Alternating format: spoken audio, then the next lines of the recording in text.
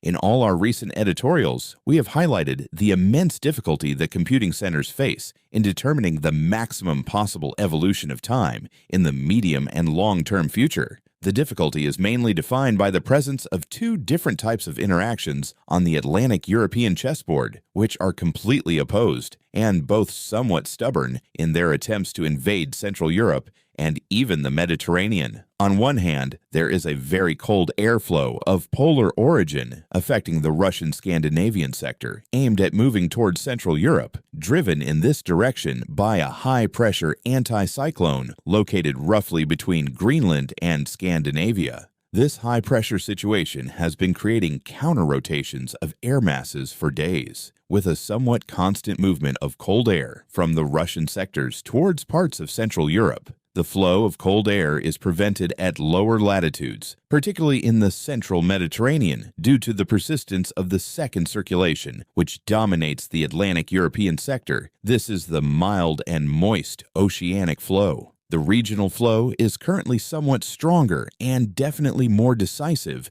than the counter-cyclonic flow, which excludes any potential dialogue or interaction between the Scandinavian anticyclone and the subtropical cyclone. It is important to remember that for the polar cold air to reach Italy more directly, a countercyclonic shoulder near the central western part of Europe is required, something that is currently unlikely due to the prevailing regional push. However, it is unlikely that this situation will remain unresolved for a long period. In essence, sooner or later, one of the two forces will prevail. Regarding the inevitability, models have started to define, in some way, the dates where the more persistent movements could reach a turning point. This phase is between February 15th and 20th. Thus, between next weekend and the following days, an important match will take place in winter for Italy. There are three possible solutions. 1. The Atlantic moist flow retreats slightly from its position due to the impressive advance of the polar cold air.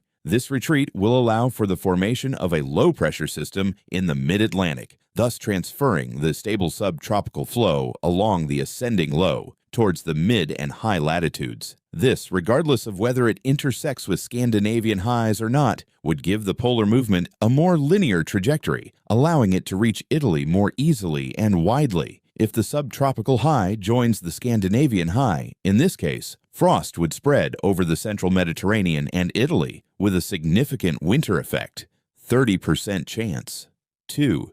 The moist Atlantic flow dominates the activity of the polar air in the mid and lower latitudes, managing to invade the central Mediterranean air first and redirect the cold flow to the north and east. In Italy, conditions would be somewhat unstable, with widespread rainfall but little cold, possibly even rising temperatures above average, 35% chance. 3.